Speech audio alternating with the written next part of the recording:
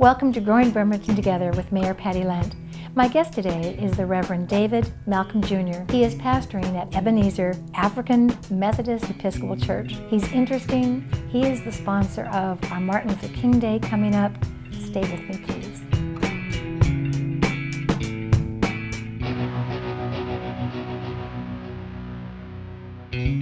Welcome to Growing Bremerton Together with Mayor Patty Lent.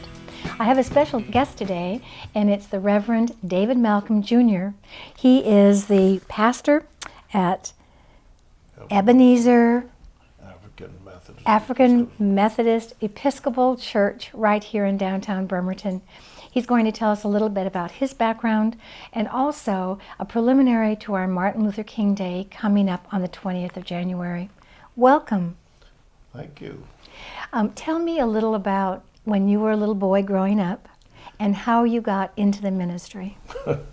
Well, I grew up in the South, and my dad was a pastor, AME pastor, and so I grew up as a PK.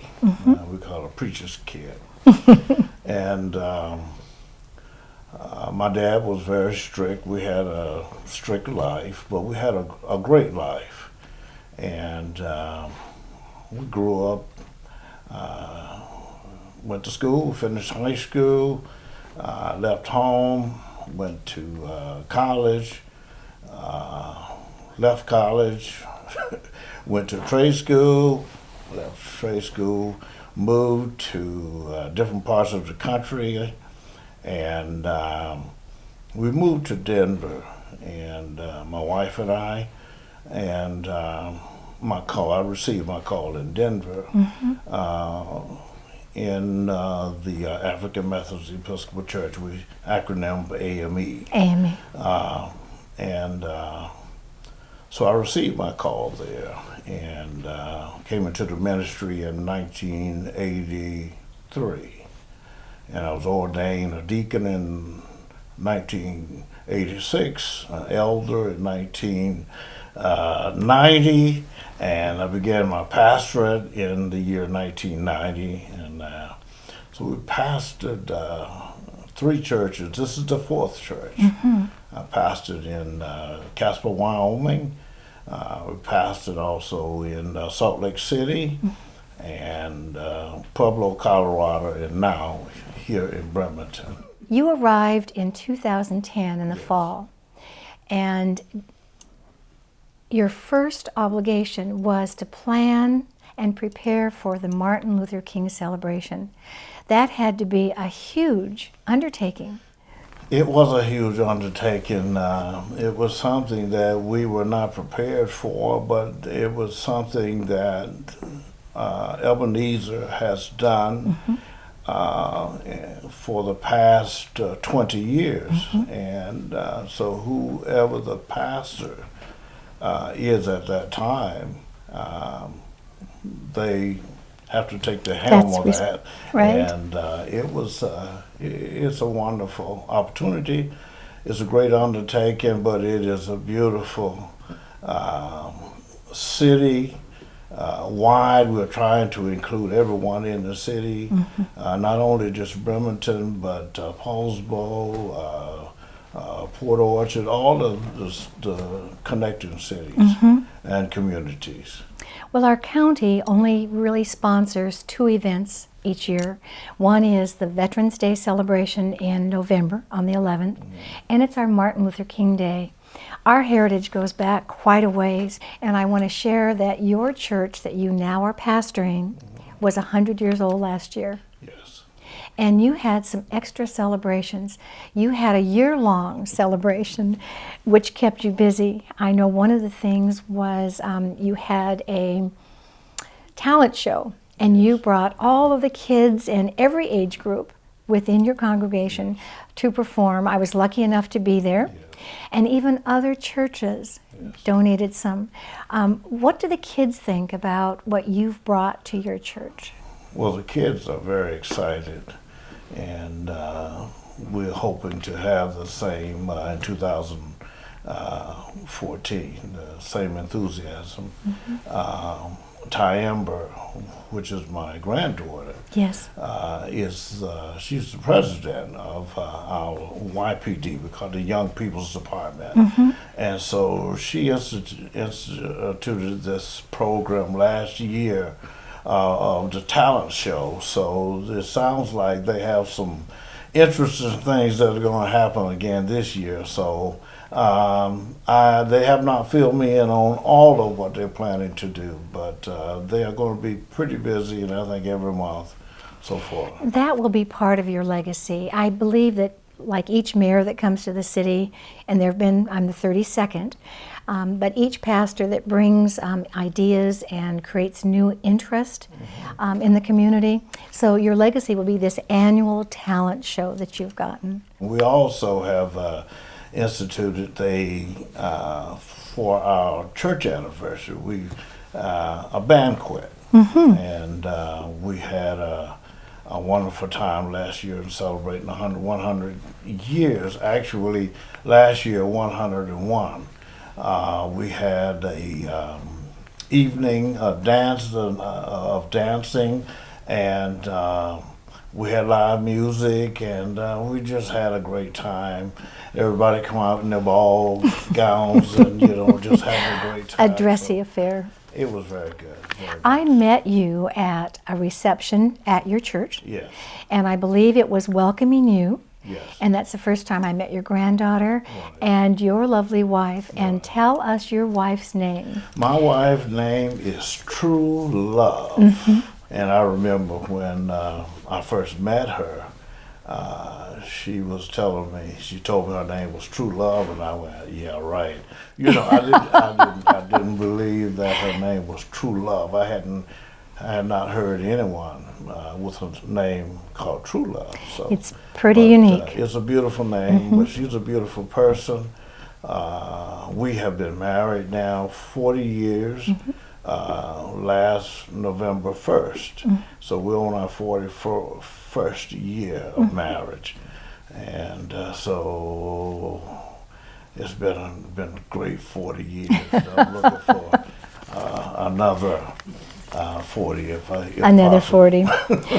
40. In your congregation and with the Episcopal Church that you are pastoring, you need to go back and be reappointed on an annual basis, not unlike what our military does when they have different assignments for their members.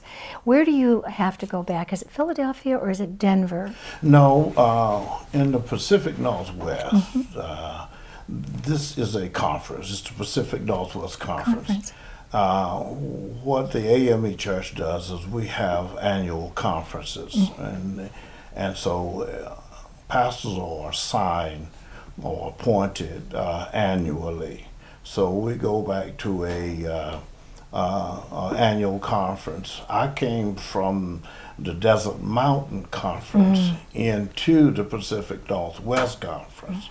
The Desert Mountain, which is being Denver and Arizona, and those Utah and Wyoming and Arizona and those states. Hot climates. No wonder you're not quite used to the rain.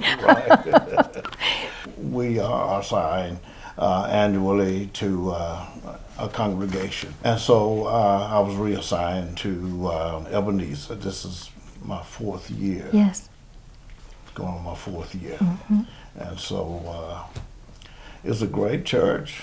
Great people. And I know that with Martin Luther King Celebration Day coming up, that of all that it takes for you, you just had a little mishap. You had a congestive heart failure. And so True Love actually was right beside you at the time and has picked up some of the details for this upcoming celebration. Yes, she has. She picked up the mother load of it. And, it sounds exciting. I know that you have the gospel choir. You've got some new things that are going to be involved in it. And like you said, the entire community of Kitsap County is going to be involved. So I'm looking forward to seeing how your outreach and all the work that she's done to bring new interest and new liveliness to the celebration. I don't think you'll be disappointed.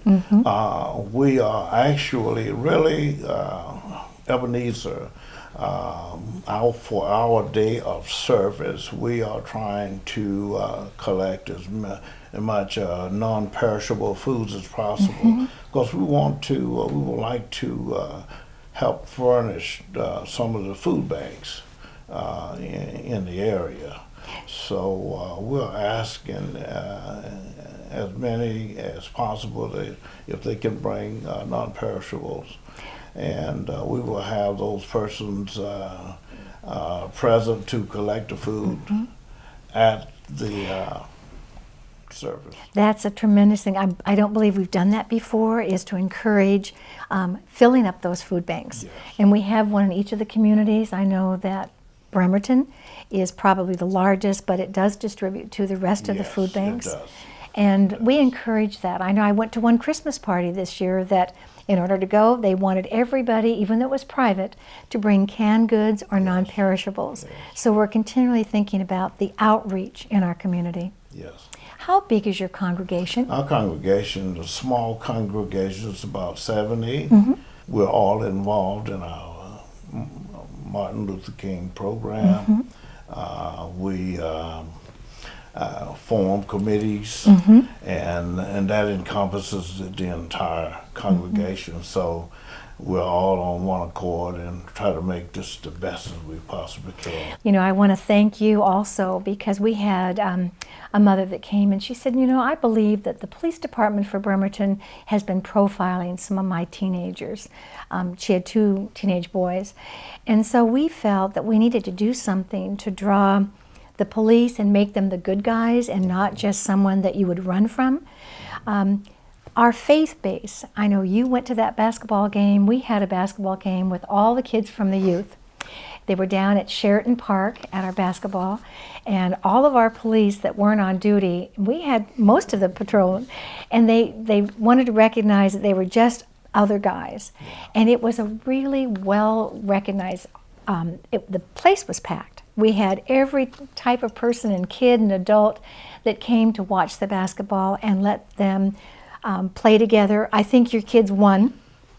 Our police were not, you know, they're a little rusty from running down the court. And we did have one of our famous referees. He was there for 6 games. And that's a lot for a referee. Yes. But we had a good time. Yes. You had some remarks to make. The kids talked, our police talked. It was one way of integrating in a manner that you wouldn't expect. Sure. And so we're always looking for ideas in your education and your youth programs at the church. I know that you have classes in leadership, you have classes for dads. Yes. You've talked with the parents that it's good to have that dad in the family. Yes. And they're just as important. And oftentimes if there is a family that is separated or divorced, one parent takes on the responsibility. So you try to rally those dads and say, it's important for you to participate. Most definitely. You have been remarkable in educating them and again, bringing them back into the family. So again, that's one of the things that you're doing that I don't recall the former pastor was doing. So I really have to say, I like what you're doing in our community, Pastor. Thank you. Do you have new ideas for this next year of your service? For next year, we are still putting together our calendar for Ebenezer, but at the moment we will be following our annual days that we celebrate, such as Founders Day, which will be held in Seattle at this time, and we have a district conference which will be held at Ebenezer, and then we have our annual days, Youth Days, and Women's Day, and Men's Day, and those things, and our anniversaries. But we have not completed our extra, what we call sort of extra curricular stuff that we're going to be doing for the community. And but we are setting up a program for the youth that we're hoping that will grow beyond measure. You know, we have one teen center that the Boys and Girls Club started in East Bremerton. We're hoping to break ground this year for the Marvin Williams Activity Center. Right. Neither of them are faith-based, but we have certain things that there's room for education, and there's room for lecturing, Yes. and there's room for interactions. So perhaps, and because your granddaughter is a PK, Yes. a preacher's kid, Yes. and I want to share with you that my assistant, Elaine Valencia, and I'm the 6th mayor that she has actually worked for. Her dad, 50 years ago, started a church. Okay. It was a New Life church, and so she was a PK. So if you're ever in my office and you want to share some of the experiences the two of you have had, she's right there beside you. Okay. She can share some of that. Okay. Tell us, your location of Ebenezer Church has been there the 100 years in the same location. Yes. And We're the address is 902 Northwest Park Avenue. Park Avenue, Bremerton. We're going to flash the number and the location, because what time are your services? When do you meet? Services. Okay, we Sunday services begin at 8 o'clock. We have an 8 o'clock worship hour, and 9:45 church school, and at 11 o'clock we have Bible study on Wednesdays. Evening at 6 o'clock. We will be beginning Bible study at 12 o'clock during our noon hour, beginning in February. In February. Yes. And do you have that music? You had a drummer that was hot that played during the service. So instead of just singing the hymns during the different services, you actually have musicians that play. And so I think that's always inviting. I don't have the best singing voice, so the music in the background helps me. It helps me also. The phone number at their church is, of course, 360-373-1063. And if they wanted to volunteer for the church itself, for helping others, or for the work that you're doing on Martin Luther King, they can call you, and either you'll address it, your granddaughter will be there, and of course, True Love. Yes, and my son also. And that's right, he's here with you now. Yes, yes. And is he going to be with us for a while? Yes, and he will be working with the young men. That is one of our new outreaches, that we will be trying to reach the young men of our community and bring those young people in, because the 20 to 30 year age group is missing from most of our churches. There's a period where they kind of fall away from, Yes. not that they're not spiritual, but that faith education. Right. And my son is a young man, and he's also an ordained Followed in your minister. footsteps. Yes, and of the AME Church, and he will be in charge of that particular ministry. And so right now we're working on how to get it set up so we can get started. Well, if the city can help you, I know our Parks Department, athletic, if he wants to do things and get together, that basketball game we talked about. If you need something that the city can take and help support or provide, we want to be partners with you as well. Thank you. And we have a lot of young members that are in our military, our Navy, and because they change, every couple of years, our USS Stennis, though, is home based here. So you've got at least 2,800 sailors that live here, and if they don't have a church, again, they can stop by, they can learn about things that you're providing. Yes. And I find that our sailors are really supportive of the community, and for all the different things, not just a church group, but the food bank, our schools, they help in tutoring and coaching. And those are things that I think that your son, in his outreach, can get these people involved where they can do something and feel really good about. Yes. And I would like to say that an acronym is AME, and the name is African Methodist Episcopal Church. we include everybody in our church. Our church was organized in 1787. 1787? 1787. And at that time, black people were called African. Yes. So that's how we came up with the name African Methodist. But we're part of the Methodist Church. We're a branch of the Methodist Church. And so I just want everyone to realize, to know that what that all means. are welcome at Ebenezer. Amen. All are welcome. And so I don't want them to be put off by the name. Well, AME is the short name. We have Yes. acronyms in each category that we Yes. work in. So Yes. one last thing, and the choir, not just your choir, but the choir that I think you're going to have at Martin Luther Yes. King Day is very integrated. Yes. And Judge Robin Hunt Yes. is, when she can't sing for that event or for other events, she's always disgruntled. And to have one of our judges disgruntled, she's a real promoter of Yes, the she is. songs, and I've seen her perform with that choir, Yes. and it's amazing.